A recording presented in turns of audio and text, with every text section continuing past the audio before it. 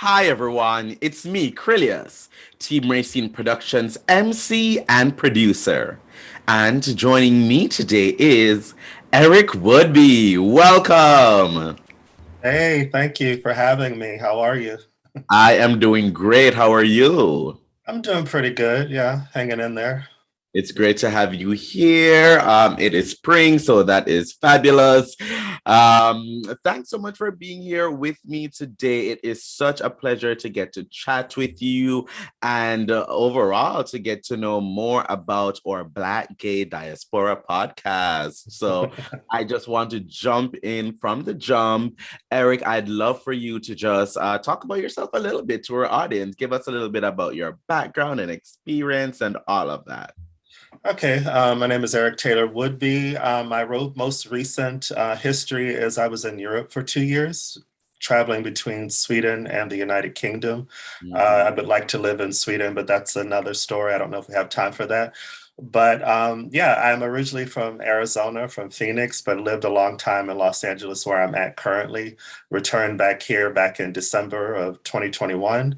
And our Black Gay Diaspora podcast actually came to fruition while I was in Sweden last year. And Mm. yeah, I was looking for other Black LGBTQ plus citizens in Europe, and it started. And my first episode was uploaded in April of last year, and it's just gone off from there. And I'm just really, really grateful, and of course, grateful to meet people like you. Awesome, awesome. And let's talk about that a little bit. Sweden. So what was the inspiration to go to Sweden? Were you always enthralled with Swedish culture, Swedish people? What was it about Sweden that had you over there in the first place? And what was it like meeting, people in the Black gay diaspora over there in Europe? Give me a little insight on that. Sweden was first I visited there in 2015 in Mm-hmm. August. Had really no knowledge of Sweden. I have to admit, I was one of those Americans that's probably sometimes got Sweden and Switzerland mixed up. Ah. But but no, it was just a trip that was tacked on to another trip to Denmark in Mm-hmm. 2015. I was traveling with a friend who was doing the Ironman there in that August of Mm-hmm. 2015. And Sweden came about because of a Swedish, not coworker, but work colleague who's from Sweden and who's Black. And when I told her that Oh. I was going to Denmark, she was like, "Well, you have to go to Sweden." And I Mm-hmm. just honestly just tacked on the trip because it was cheap. A little But Scandinavian adventure. Love that. yeah, yeah. And it was one of those places I landed in that I still feel weird saying an instant connection to, but I definitely felt something. And so I just kept coming back and forth over the years. And then in Mhm. 2019, in October, I left my job of more than 20 years and said, I want to give myself a couple years to see what happens with this. And that's kind of where I'm at on that journey. So Sweden, it's far north. I assume not a lot of black people. So what was that experience like? And it's really surprising also hearing that, your colleague was a black person from Sweden. So I would just love to know more about what the black diaspora is like in Sweden and how you found, were you able to find that type of community there as well or no? I mean, I first started traveling as an adult internationally in 2008, first Mm-hmm. going to Spain. And I can say of all the countries that I've visited in Europe, except for Latvia, I've always seen Black people. And Mm-hmm. so for me, yeah, I wasn't really too concerned about that. As far as the Black population in Sweden or Stockholm, where I was mainly, I'm from Arizona, where compared to places like DC, you don't see any Yes. Black people. So I don't know if that was necessarily a shock to my system. Mm-hmm. But yeah, I casually noticed people, and then eventually, over the years of visiting back and forth, started to meet people. Yeah, so that's how that started. Awesome. So I'm sure with your travels to Europe and everything, you probably gained a larger appreciation or more interest probably in the Black gay diaspora. You know, for many people, especially when it comes to traveling or being somewhere else, I know in my case as well, not only do you connect with the culture that you're in, but for many people, they find even more connection to their own culture and what it means to be who they are, because they're in a different place. And so, what was that like for you? And was that a part of how the podcast idea got started? Well, I mean, for me, on a personal level, I think what drew me to Sweden, or what connected me to it, was I'm an introvert. Mm-hmm. I'm more comfortable in smaller group settings. Mm-hmm. So that part of it felt somewhat familiar, because culturally they're not as, I wouldn't say on the same level as Italians or the Spanish, Mm-hmm. or even in countries in Africa. But that part felt somewhat familiar to me as far as my nuclear family. Um, but I forgot your question. I'm sorry. I was asking how that, that the Black diaspora, all of the how that connects to the podcast. How did Right. you formulate that idea, while being there? It was just me being Black. I Mm-hmm. definitely have a network of people in Sweden who are not Black.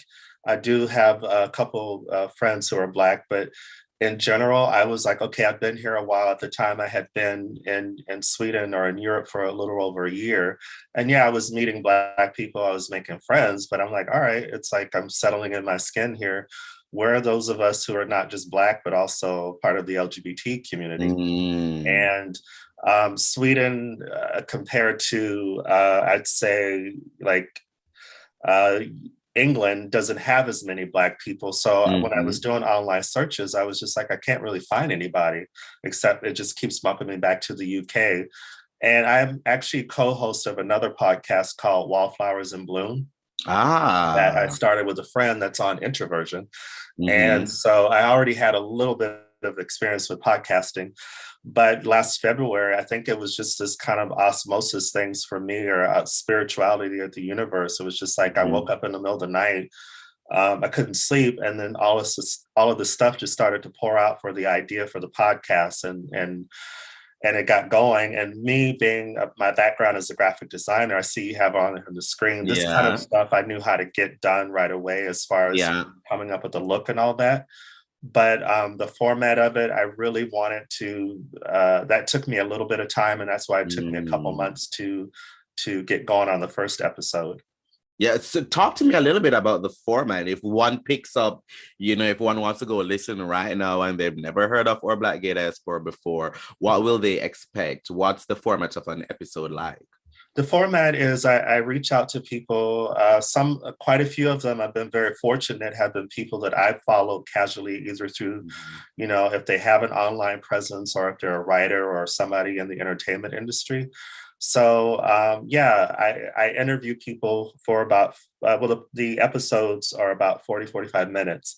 And so Mhm. my main focus is focusing on their profession, because in my opinion, similar to your format, which I actually like too, Mhm. um, we do have some presence in the media, in the public, but I feel, in my opinion, that we're still kind of lacking a space where people know that we contribute to our societies, to our communities, through the work that Mm. we do.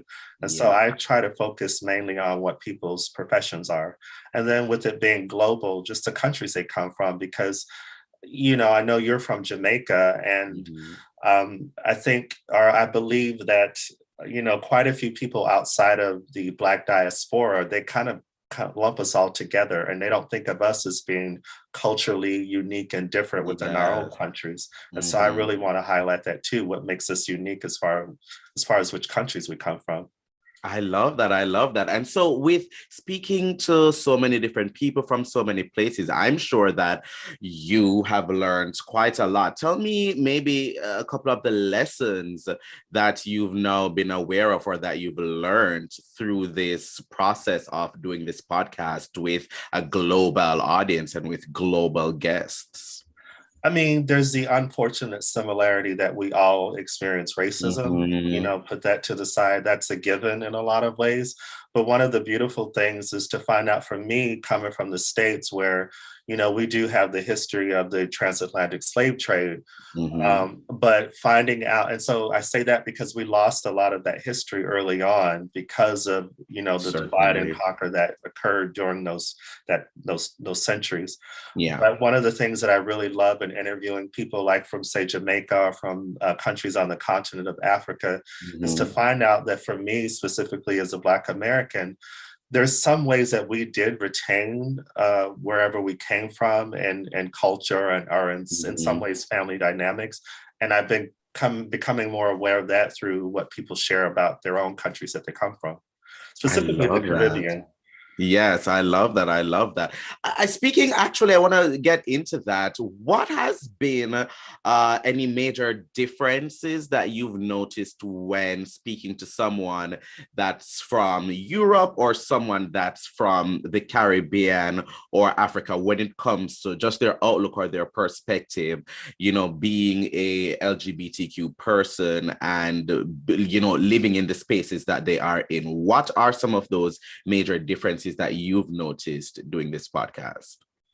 I feel that, I mean, Americans, I think we're hyper aware of race or racism. And so I won't say it gets in the way of our achievements, but what I've noticed with interviewing people from the Caribbean, I'll say first, is that I feel because possibly the people I've interviewed so far usually come from where they're the majority as far as Black people. Mhm.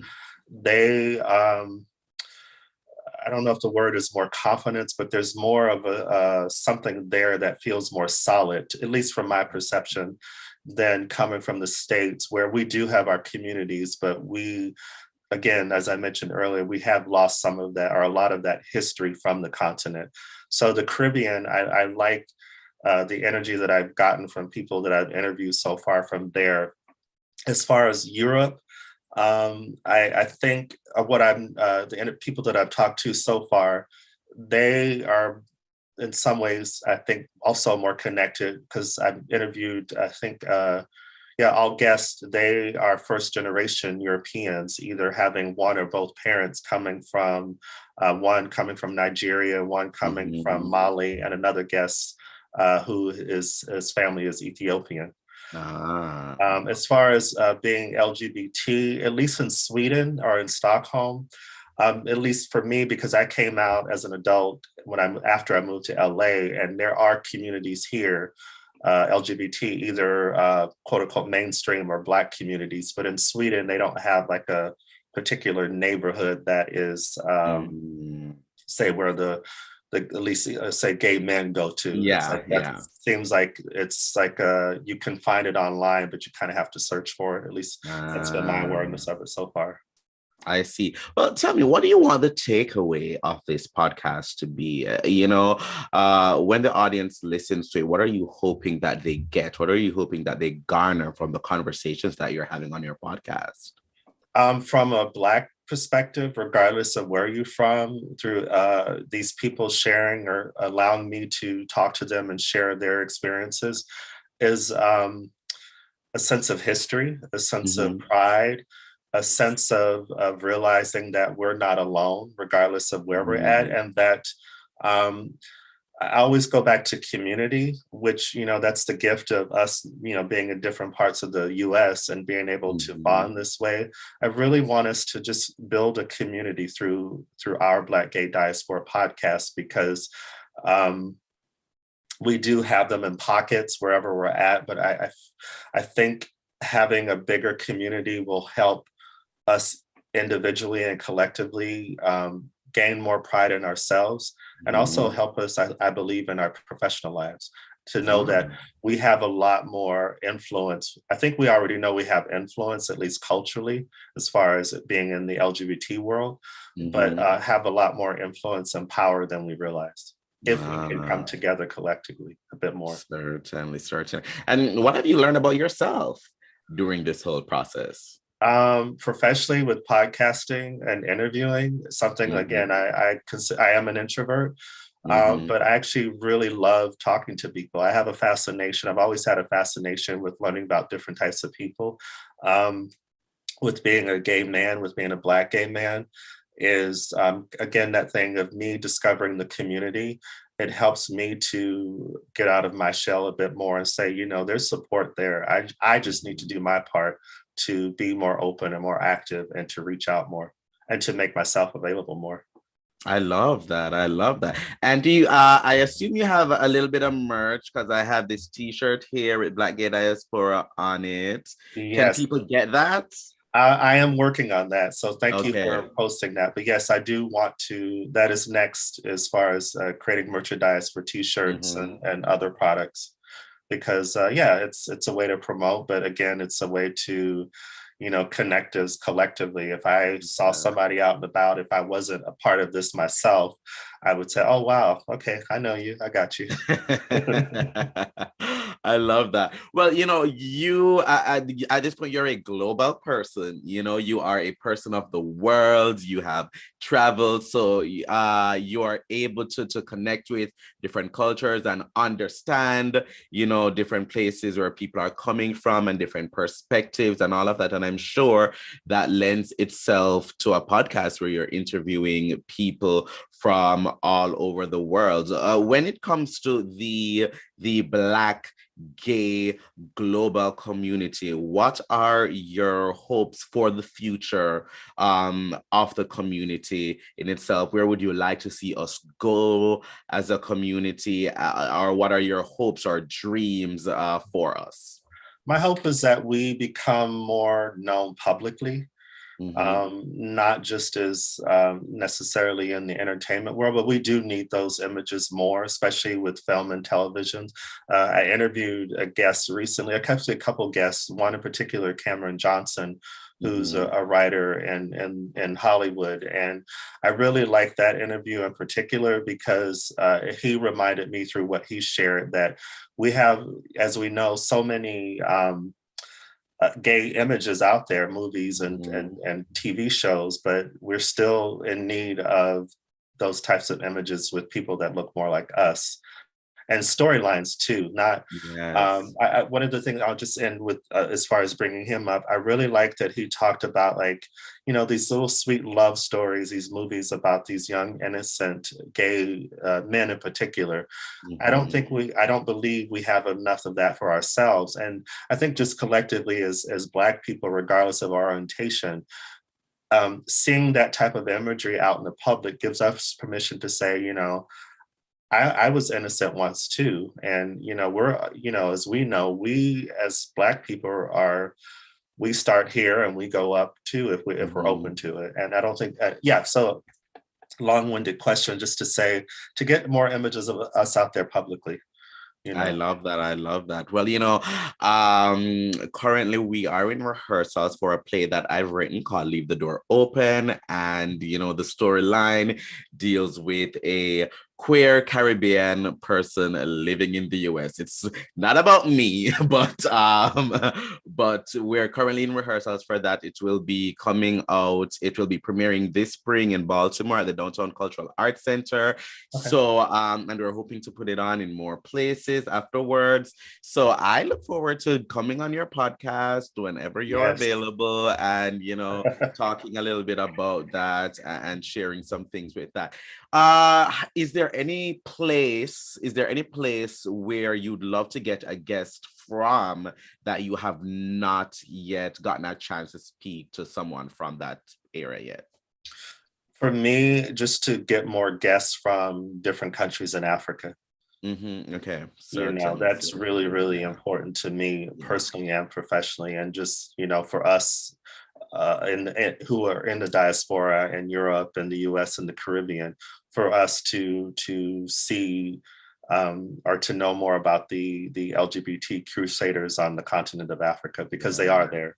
They are. They're certainly. And we actually spoken to a couple here on, not even a couple, quite a few on this channel. So to anybody watching, you can check that out as well. You know what would also be great? Hearing from Black gay people in the diaspora that are in, maybe Asia, Yeah. or the Pacific Islands, maybe Australia. That would also be great. Seeing how they navigate those spaces, because they may be few and far between, but we know they're everywhere. Yeah. So that would also be great to kind of hear those stories. Well, Erick, how can people learn more about you, learn more about the podcast, follow you, keep up with everything that you're doing? How can they do that?